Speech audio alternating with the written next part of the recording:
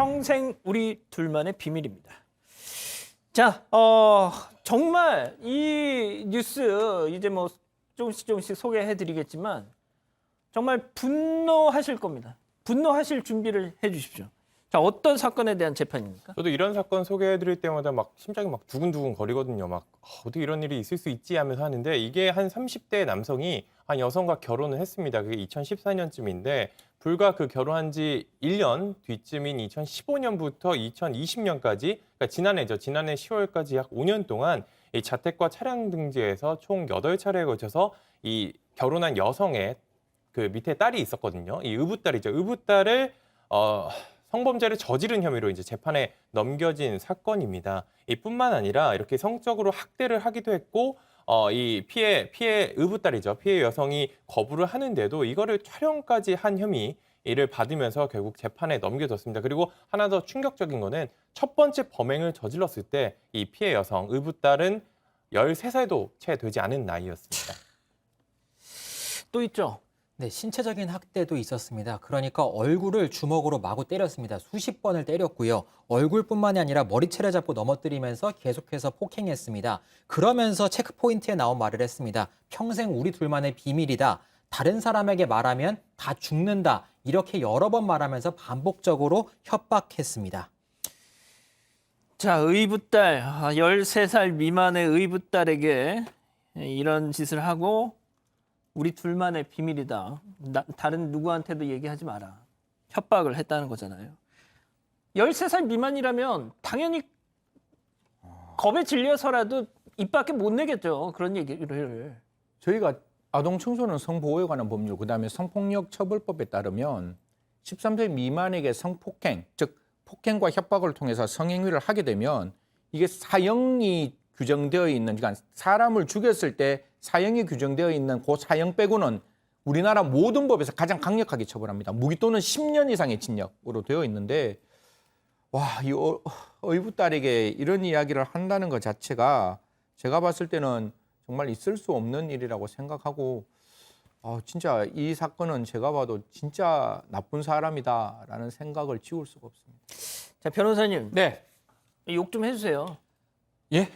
아니, 그러니까 진짜 저는 이제 제가 이제 지금 우리 가족 여러분들도 막 많은 말씀을 해주시고 계시는데 그걸 뭐 옮길 수는 없고. 제가 방송 들어오기 전에 이 기사를 읽으면서 막 몸이 부르르 떨렸어요, 그렇죠. 진짜. 예? 충격적인 사건이죠, 사실은. 이 사람이에요, 이게? 근데 좀 이렇게 더 일찍 또 이 피해자가 이 의붓딸이 좀 얘기를 했었으면 하는 그런 얘기를 하는데 이 수사기관의 진술에 따르면 범행 장소나 시간, 방법 이런 것들을 구체적으로 얘기를 하면서 왜 미리 얘기를 안 했냐 했을 때는 그런 얘기를 좀 했습니다. 괴로운 마음에 자해나 이런 것들을 시도했다라고 본인이 얘기를 했고요. 만약에 아버지가 신고를 해서 아버지가 뭐 감옥에 들어간다면 의붓 동생들이 또 문제가 될 수가 있고 또 어머니가 이 사실을 알고 충격을 받을 것. 그리고 2년만 참고 그냥 밖에 나가자, 가출하자. 이런 기억들이 있다고 하거든요. 또 이런 것들을 일기나 메모에 남긴 다음에 신고를 할까 고민했지만 이게 횟수가 상당히 많았다고 합니다. 한두 번이 아니기 때문에 결국은 포기를 했다고 합니다. 이런 걸 봤을 때는 정말 힘들고 어렵게 이렇게 이 아이가 살아왔던 게 아닌가 이렇게 보입니다. 자, 그런데 말이죠. 이 경찰 조사를 받습니다, 이 남자가. 그리고 또 재판도 받죠. 그때라도 뭐 뉘우치는 빛을 조금이라도 보였으면 100번 양보해서 조금 그러려니 하겠는데 그러지 않았다고요. 일단 첫 번째로 그런 사실이 없다고 했습니다. 그런 적이 없다. 없다. 나는 그런 관계를 가진 적이 없다. 근데 객관적인 증거가 있었죠. 영상이 있었잖아요. 휴대전화로 촬영한 게 있었는데 이걸 발견하고 나니까 의붓 딸에게 책임을 돌렸습니다. 걔가 먼저 나한테 접근을 했다. 이런 관계가 되자라고 이 의붓 딸이 먼저 시작했다. 이런 식으로 책임을 떠넘겼습니다. 그리고 이제 폭행한 사건도 있었잖아요. 근데 자신은 이제 한번 혼낼 게 있어서 한 번 때렸을 뿐인데 10년 동안 이 아동을 학대한 것처럼 몰렸다. 이렇게 하면서 막 억울함을 호소했습니다. 그리고 뿐만 아니라 이 지난해 의붓딸이 아르바이트를 시작하자 동생들을 돌봐야 하는 시간에 일했으니까 그걸 나에게 달라라고 해서 무려 이 급여의 70%를 가져간 것으로도 참 이 파렴치하다라는 말밖에 나오지 않는데 이런 사실도 드러났고요. 그리고 재판에 가서도 이 의붓딸과의 관계 역시 합의를 따른 것이고 촬영한 것도 합의했다. 그리고 이런 일이 벌어진 것 자체가 자신이 이제 이 의붓딸에게 뭐라고 했더니 거기에 앙심을 품고 이런 일을 벌인 것 같다. 이런 식으로 주장을 했습니다. 자, 13살 미만의 이 기껏해야 이제 초등학교 6학년이거나 중학교 1학년 진짜 어린 아이인데 이런 아이들이 자기한테 치근덕댔다 먼저 이런 아이가 이게 말이 됩니까 이게? 미염으로 시작되는 단어를 쓰고 싶은데 그거 쓰면 방송심의위원회 걸릴 것 같아가지고 쓰지는 않는데 이게 그냥 미성년자 의제강간이라는 게 있어요. 대한민국에는. 미성년자 의제강간은 뭔가 하면 그 미성년자가 전적으로 동의해서 성관계를 맺어도 그건 처벌하는 거예요.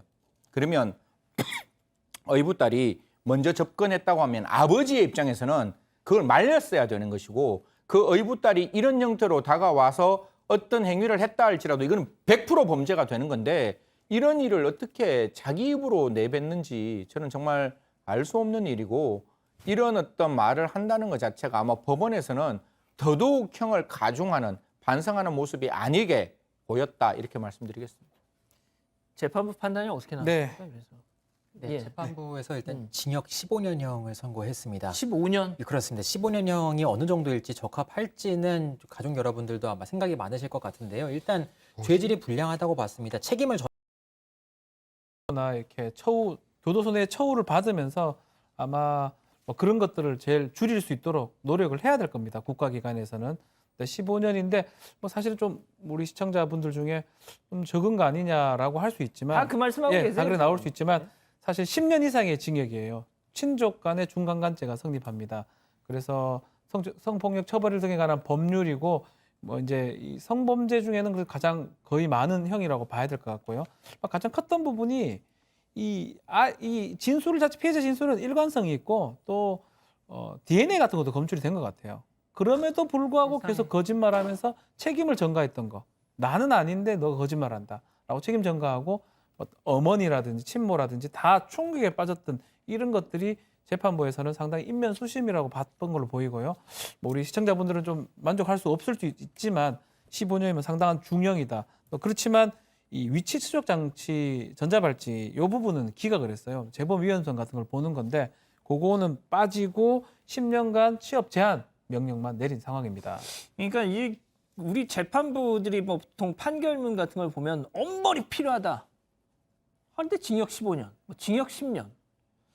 그러니까 제가 이제 법적인 어떤 소양이 좀 없어서 이렇게 또 뭐 감정적으로 얘기하는 것일 수도 있겠지만 승 의원님 좀 짧게 좀 대답해 주세요. 항상 뭔가 뭐 엄벌이 필요하다, 뭐 사회와 격리를 해야 된다 하면서 10년, 15년. 너무 용두사미라는 느낌을 너무 많이 받아요. 저는 개인적으로. 형법이 바뀌었다는 생각을 못하는 것 같아요. 판사님께서. 물론 판사님들이 그걸 생각하셨다라고 저는 믿지만 우리 형법은 옛날에는 15년이 유경의 상한인데 지금은 30년으로 늘었고 그 30년이 지금 여러 가지 범죄를 했잖아요. 경합 가중되면 45년까지 가능하거든요. 사실 이런 경우에 아까 제가 말씀드렸다시피 미성년자에 대한 강간이면 우리 모든 법을 통틀어서 하한이 가장 높은 10년인데 10년 이상의 징역에 다 용서 못 받는다고 말했는데 15년밖에 나오지 않는다? 되게 아쉽다 이런 말씀 드리겠습니다. 알겠습니다. 오늘 법 이렇게 마무리하고요.